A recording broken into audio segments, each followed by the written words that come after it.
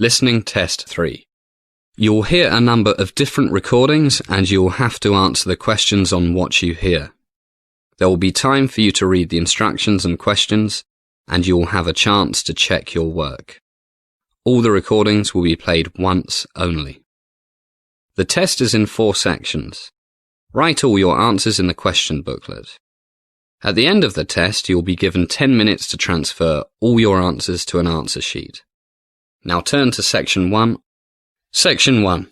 Listen to the conversation between a doctor's secretary and Mr. Jones, who wants to make an appointment with the doctor. Now look at questions 1 to 5 on the form.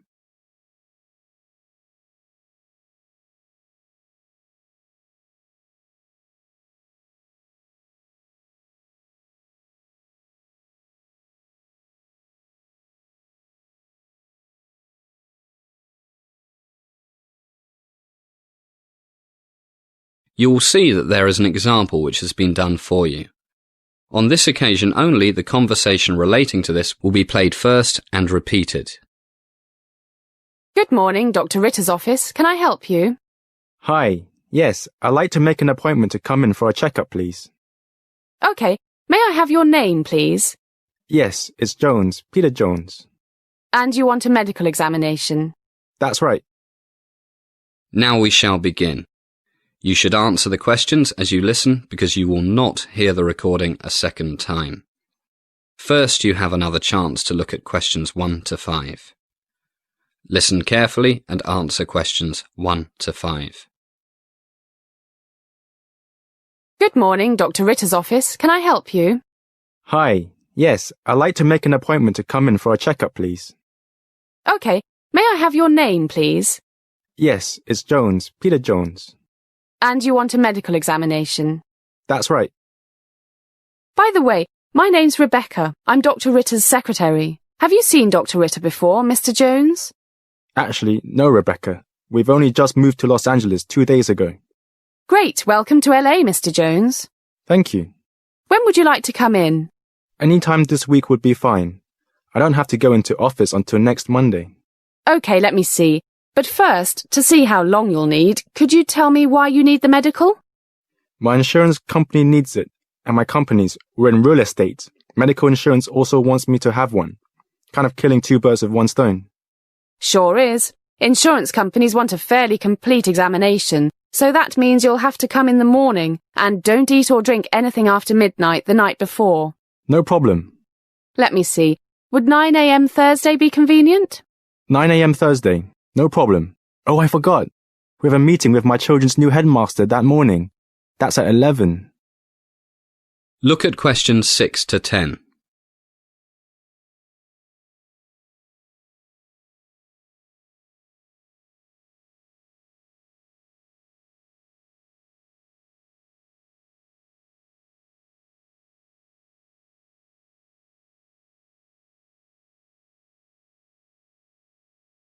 Now listen to more of the conversation between the secretary and Mr. Jones. Then answer questions 6 to 10. What school is that? Beverly Hills High School. Oh, that's no problem. The whole examination will take about an hour, maybe a bit more, and the school is only 2 blocks from here, a 3-minute walk, so you'll have plenty of time. That's good. So 9 a.m. Thursday. You got it. Now, to save time when you get here, I'll ask you a few questions. Fire away. First, what is your personal medical insurance company, Mr. Jones? Blue Cross. Blue Cross. And how old are you? 46 today. Happy birthday! Having a big party? Not really. We don't know anybody here yet, except for 2 neighbors. I think my family planned to take me out to dinner. A secret surprise, hey? Okay, back to Blue Cross. I'm just checking what they need. Let's see. Blood pressure, standard blood and urine tests, cholesterol levels, ECG, checking for diabetes, heart disease, the usual things. Do you have a medical condition at the moment, Mr. Jones? None at all. Touch wood. Fit as a fiddle. That's great. I'm sure you'll stay that way. And do you know the name of your company's health plan? Yes, I've got it here somewhere. Here it is. The Kaiser Health Insurance Company. Kaiser, yes. They need the same information as Blue Cross, so, as you said, killing two birds with one stone. That's right. And can I have your telephone number, Mr. Jones? Sure. My cell phone is 13805 56721. 13805 56721. Right. And my home number is area code 805 523 0296. 805 523 0296. And do you have email? Yes, the address is pjones12@hotspot.com. pjones12@hotspot.com. That's it. Well, that's all I need for now. See you Thursday, Mr. Jones. Sure thing, Rebecca. See you then. Bye. Bye. That is the end of section 1. You now have some time to check your answers.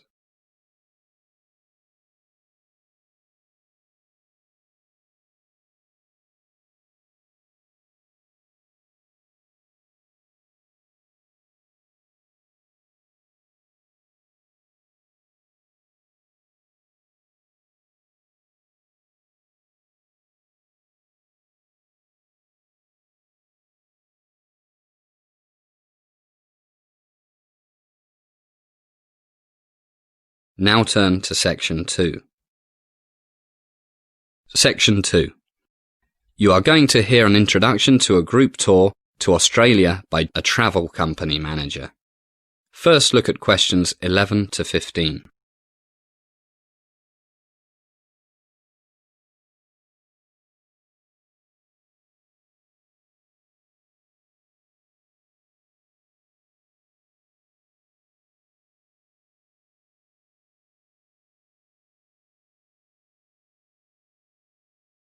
As you listen to the first part of the talk, answer questions 11 to 15.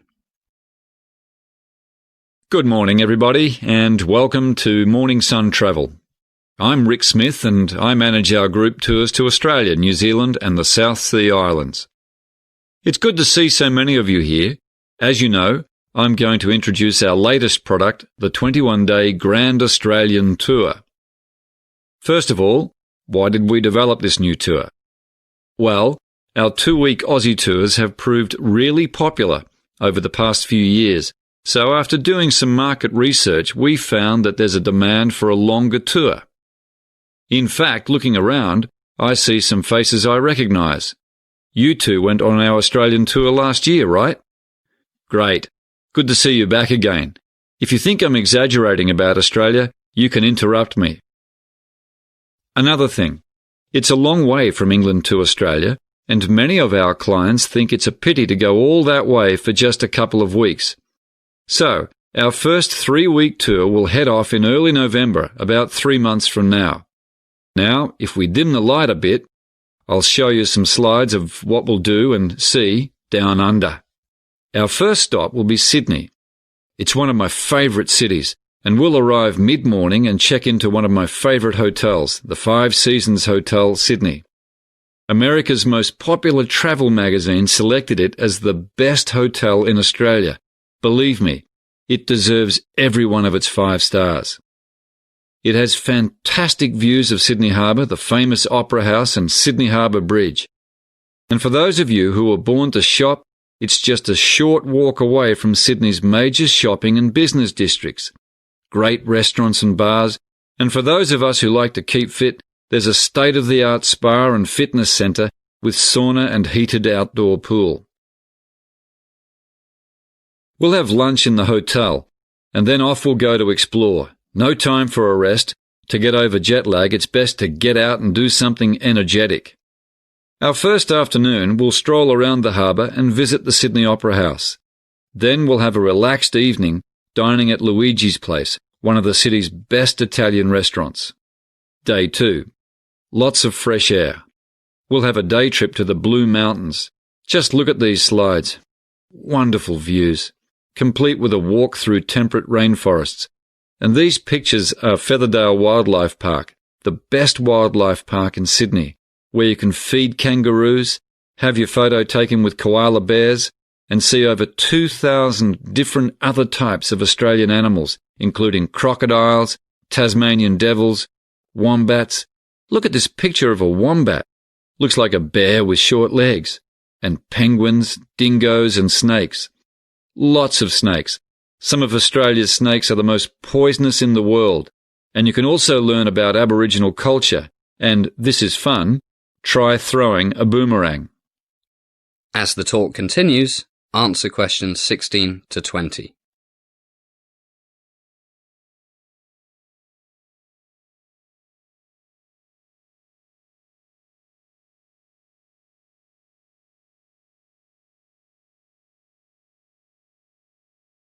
And look at these slides.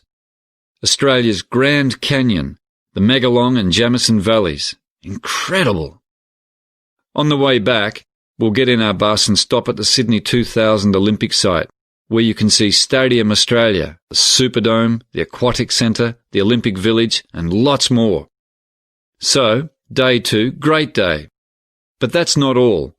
After that, we'll take a cruise down the Parramatta River, under the Sydney Harbour Bridge, and into Sydney Harbour. Any questions so far? OK, let's see what we'll be doing on day 3. Anyone flown in a seaplane? Just a few of you. Well, a visit to Sydney would not be complete without viewing the world-famous Bondi Beach from 500 feet in the air, and this is a picture of Bondi Beach. We take off from Rose Bay, which is not far from our hotel. This should be a slide of Rose Bay. Yes, it is. You can see the seaplane taking off. Then we fly down the coast to Bondi Beach. Look at that surf. Returning back up the coast, we fly over Manly and Longreef before returning to the harbour, climbing to a height of 1,000 feet for a vista of Sydney Harbour, which will take your breath away. Look at this slide. And this one. Wow! And then back to Rose Bay. Then it'll be time for lunch in Chinatown. That's a great thing about Australia. It's a country of immigrants. So in the cities you can get just about any food you like. Greek, Chinese, Mexican, you name it. And perhaps you'd like to try kangaroo meat. Very low fat. And after a big lunch, we'll go to walk it off in Luna Park. I can't begin to tell you how much there is to see and do here. We'll just run through a few slides. Picture's worth 1,000 words, as they say, to give you an idea. Hey, I see the coffee's here. It's a bit early, not to worry. Let's all grab a cup now, and then we'll move on to Melbourne, then the Great Barrier Reef, and all the other great places on the itinerary. That is the end of section 2. You now have some time to check your answers.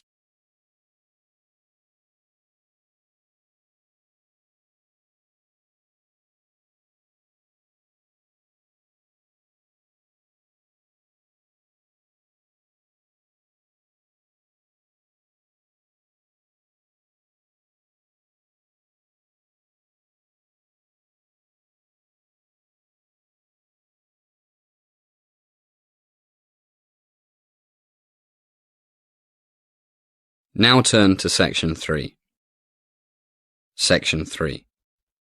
Listen to the conversation between Bill and Anne, 2 students who are discussing the talks they have to present to their social psychology class. First, listen to the first part of the conversation and answer questions 21 to 25. You now have some time to read questions 21 to 25.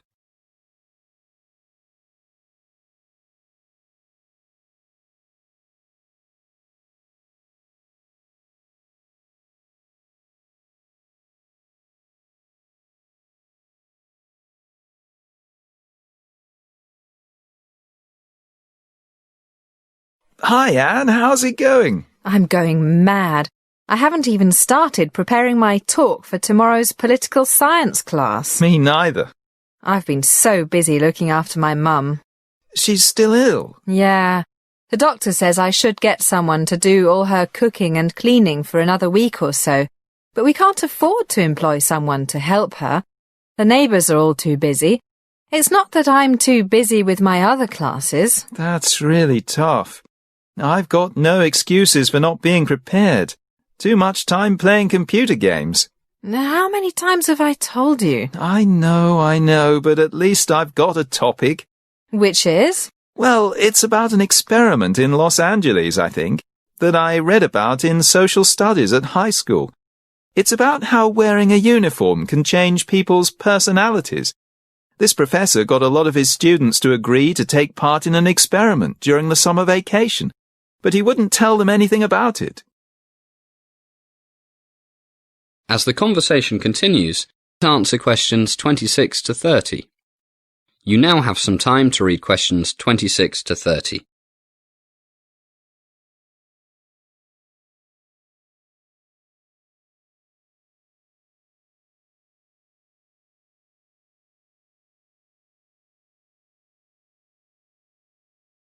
Can you remember the professor's name?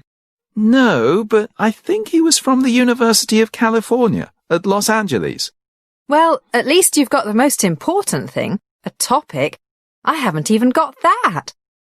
So, what happened in this experiment? Well, the prof got the local police to cooperate. One night, they went to about 20 students and arrested them. Poor guys didn't have a clue what for. And they didn't know it was the experiment they had volunteered for. They had no idea. And it had been weeks since they volunteered for the experiment. Anyway, the cops took them to a school building that had been made to look like the inside of a prison or a police station. Can't remember. It's not important. And what happened then? Did they get charged or something?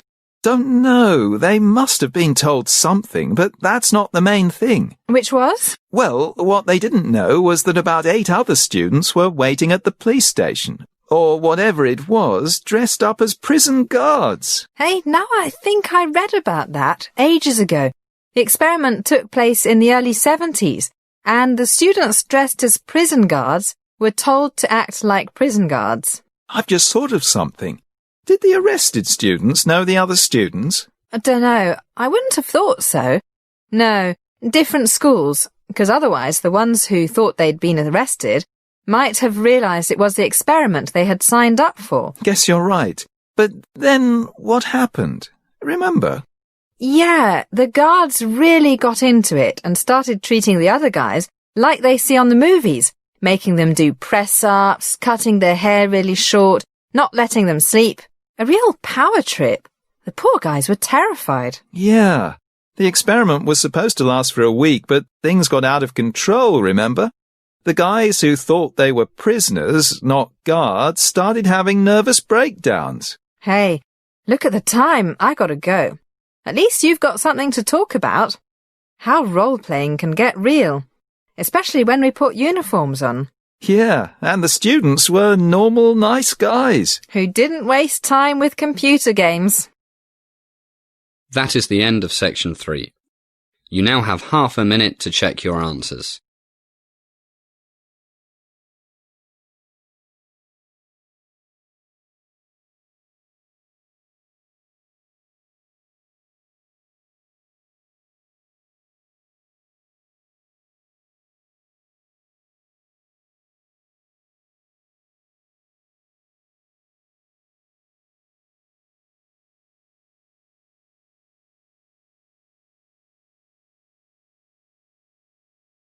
Now turn to section 4.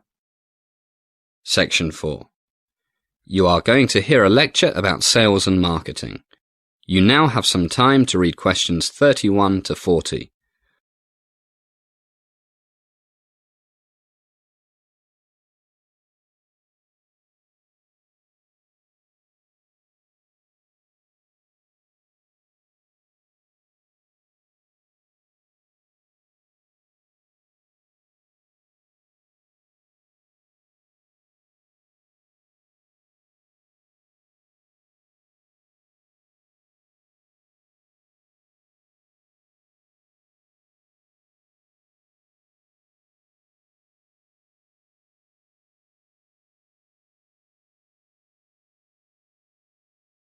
Good evening, and welcome to the second class of our Sales and Marketing course. Tonight, and in the next few weeks, I'll be talking about advertising. To be specific, about different types of advertising, different types of message, all of which, of course, are supposed to make your company or your organization, the government perhaps, more successful. Now, please note that I'm not, at this stage, going to talk about advertising media. There are various choices here: radio, newspapers, television, billboards, magazines, and, of course, the Internet. It's almost impossible to go into Google or Yahoo or whatever and not find adverts on almost every page. But we'll talk about the various choices of media later. First, I will stress one thing. Advertising can be expensive. Whether you are a small business, an NGO, or a multinational corporation. So it's very important that what you spend on advertising is money well spent, money that achieves your objectives, whatever they might be. The ads must be cost-effective. It is therefore essential to use the right type of advertising with the right message that make it effective. There are several types of advertising, aiming to promote one, sometimes more, of the following things: brand name, company image, a product, a service rather than a product, or a group, like a manufacturers association or a cooperative. Can you think of anything else? Right. You might want to make people look after their health better and associate your company with things that can help them do this. But the common aim is that the advertiser wants to change or reinforce people's attitudes and perceptions, and in most cases, their behavior, maybe their buying habits. Which type you choose depends on your objectives. All clear so far? Good. Okay, let's look at a very common type, advertising designed to promote a brand name. If you go out to buy many types of product, toothpaste, detergent, cheese, how many of you think of the name of the company that made it? Right, you don't usually think of Procter & Gamble when you buy the company's Tide laundry detergent, or Cascade dishwashing powder, or the Kraft Company when you buy Philadelphia cream cheese. That's right. Philadelphia cream cheese is a registered brand name. In fact, the name of the company, Kraft, is hardly noticeable on the package. The point is that these companies have successfully promoted the name of various products, and consumers buy these products primarily because they recognize the brand name and may not even know the name of the company that makes it. So, advertising to promote a brand name is designed to create and keep strong image in the customer's mind of the product, not the company.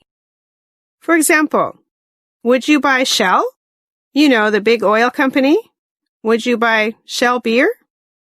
It's a famous company, but probably not. Imagine. But what if Shell had bought a brewery and marketed a beer they called Granddad's Old Ale? You can bet that the word Shell Oil Company would be in the smallest print possible and would never be mentioned in Granddad's Old Ale advertising. But when you buy a can of Shell oil or some gasoline, the word Shell is big and everywhere. So, there's nothing better than a good brand name. Now, let's look at another type of advertising.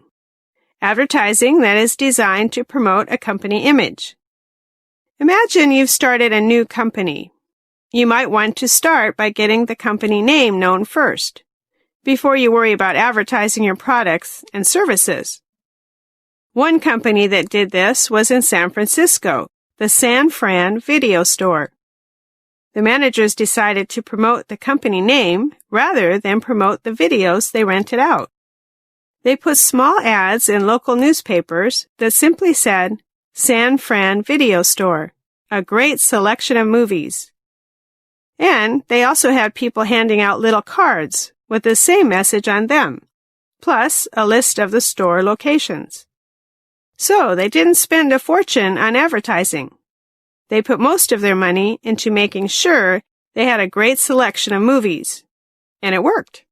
They started with 4 stores in 1995, and now they have, at last count, 27.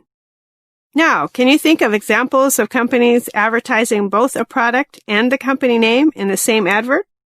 Come on, you must be able to think of one. What? That's right, a good example.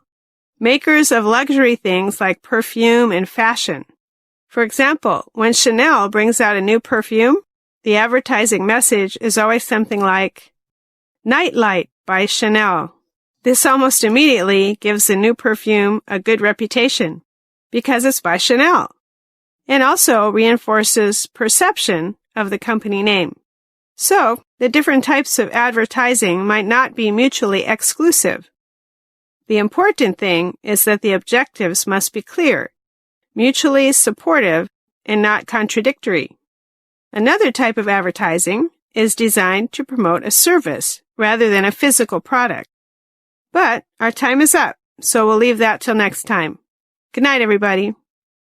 That is the end of section 4. You now have some time to check your answers.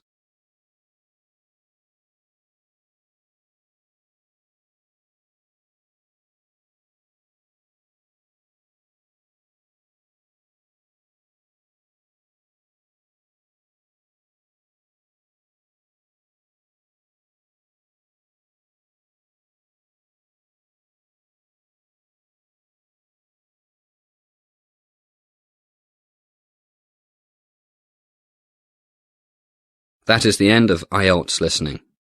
You now have 10 minutes to transfer all your answers to the answer sheet.